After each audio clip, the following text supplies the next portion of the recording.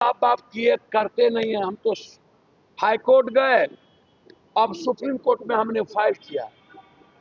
हमें यह बात समझ में नहीं आती है, जो सरकार बनी है उन्हें अच्छे कामों पर ध्यान देना चाहिए। उनको मौका है हीरो बनने का। अब ये छोटी छोटी बातों में असेसमेंट आप कर रहे हो, और एक एमपी को आप जेड दिए हुए हो, किसी एमपी को वाई थ्रेट दिए हुए, बीजेपी के सबको दिए हुए हो। राबड़ी जी और Lalu ji ex chief minister है, और लंबे समय से बिहार में, देश में उन्होंने सामाजिक न्याय की लड़ाई लड़ा है। लालू सुरक्षा से क्या मतलब, घर से क्या मतलब, हमें इस बात का समझ में नहीं आता। चलेगा, और लोगों की सुरक्षा आप मूल्यांकन करिए, आप तेजस्वी जी का किए, कोई आपत्ति नहीं, अन्य लोगों का करिए, कोई दिक्कत नहीं। लालू जी और राबड़ी जी की सुरक्षा का क्या मतलब है उसको हम नहीं समझ सकते। वो तो सरकार अपने तरीके से मूल्यांकन करती है, लेकिन सरकार को विकास पर, बिहार के लॉ एंड ऑर्डर पर, बिहार की घटनाओं पर, बच्चियों की सुरक्षा पर ध्यान देना चाहिए, ना कि कोचिंग के झगड़े में इंटरेस्ट लेके कोचिंग माफिया सबको और ताकत देना चाहिए। चलिए, पूरी तरह की फेल्योर सिस्टम की सरकार की है। सरकार लगातार जान रहा है कि अब 3-3 बार जल चुका, आग लग चुका है बिहार में, तो कार्रवाई कब करिएगा? एफआईआर कब होगी? आप एफआईआर करिएगा ना। आप रिशु सिंह के किसी भी पूरा दबाने में लगे हुए हैं, सस्पेंड कर दिए, एफआईआर किए ही नहीं। और जिस खेल में आनंद किशोर जी सबसे बड़ी मछली है, और सेक्रेटरी प्रमोद कुमार पूरा मजे आंध्रा में जाके ले रहा है, ऐशो आराम की जिंदगी जी रहा है। ऋषु श्रीवास्तव के मोबाइल में उसका पूरा फोटो है, रंग रंगेरिया मनाते परिवार के साथ, 2 लाख रुपया एक दिन का। एफआईआर क्यों नहीं कर रहे? और जब से ऋषु सिंह बुडको में आया या भवन में, तब से मंत्री कौन कौन लोग हैं? तो आप सारे मंत्री की इंक्वायरी क्यों नहीं करवाना चाह रहे हैं? आप जब जीरो टॉलरेंस की बात कर रहे हैं तो सब मंत्री का भी इंक्वायरी हो। कौन कौन रिस्पॉन्सिबल है? बिना मंत्री के तो कुछ होता नहीं है। सिर्फ सेक्रेटरी, पदाधिकारी, विभागीय मंत्री नहीं, और एफआईआर नहीं। और जो बड़ी मछली है, आप कह रहे हैं कि आनंद जी है, ईडी बोल रही है, तो फिर अभी तक कार्रवाई क्यों नहीं?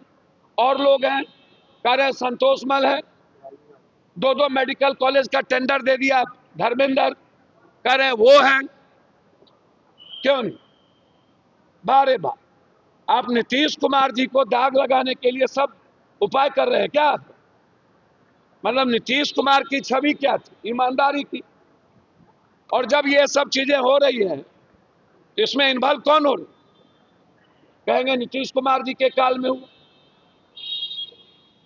तो जो बात आप लगातार उठा रहे हैं, ये कोई कोचिंग का ही मामला नहीं है। कोचिंग है, प्राइवेट स्कूल है, प्राइवेट नर्सिंग होम है, और सब सरकार के संरक्षण में फल फूल रहा है। सरकार दोषी है। लालू जी और राबड़ी जी की सुरक्षा घटा सभी व्यवस्थाओं में, संस्थाओं में 10%, 20%, 30%, 40% ऐसे व्यक्ति का प्रवेश हो चुका है जो हमेशा अच्छी संस्थाओं को बदनाम करने में लगे रहते। ये कोई नई चीज नहीं है। आप दिल्ली में भी बड़ी बड़ी घटनाओं को देखिएगा, कोटा में भी आप देखिए। प्रतिस्पर्धा होना कोई गुनाह नहीं है, दिक्कत नहीं है। दोनों टीचर शिक्षक हैं, एक ग्लोबल लेवल पर जिनका रेस्पेक्ट है, और एक निश्चित रूप से बिहार यूपी में झारखंड में जिन्होंने बेहतर तरीके से 5-6 सालों के अंदर एक बेहतर ज्ञान को लोगों के बीच ले गए हैं,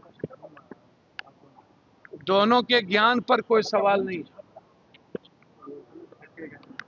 दोनों के प्रतिस्पर्धा पर भी कोई सवाल नहीं है, दोनों रेस्पेक्टेबल। लेकिन जिस तरीके से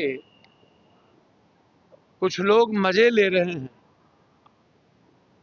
और दोनों ऊंची संस्थाएं का रेस्पेक्ट जो बड़े लेवल पर है, कुछ मीडिया घराना भी जिसमें लड़ाने का भरपूर प्रयास किया है,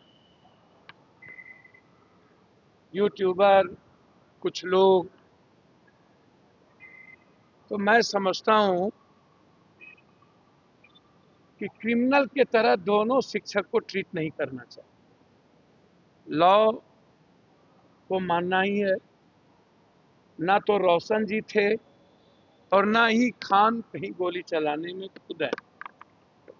गार्ड ने गोली चलाई, वो गलत है। रोशन कहीं नहीं थे, उनको जेल भेज देना वो गलत है। और अब आप आर्म्स एक्ट का एफआईआर लॉन्च कर दिए। हम तो पहले ही कहते हैं, ये जो मेडिकल डॉक्टर हैं जो बड़ा बड़ा बाउंसर रखते हैं, या एजुकेशन में जिन तरीके से बाउंसर रखी जा रही है, ये क्या है? क्यों आप एक शिक्षक को, एक डॉक्टर को बाउंसर की क्या जरूरत पड़ जाती, जब कोचिंग बिल्कुल 1500 रुपये के आम बच्चों को भी पढ़ाने की प्रवृत्ति है सभी में, तो फिर आपको बाउंसर की क्या जरूरत है? और इस मलजुद की क्या जरूरत है? और इस तरह के अहंकार, ये अहंकार का क्लैश। हम बड़ा तो हम बड़ा, पैसे का कोई बहुत बड़ा क्लैश नहीं है। पैसे का खेल तो coaching, medical education, private education. हम अभी जा रहे हैं जहां मुजफ्फरपुर, तो 6 लोग नहीं मरे।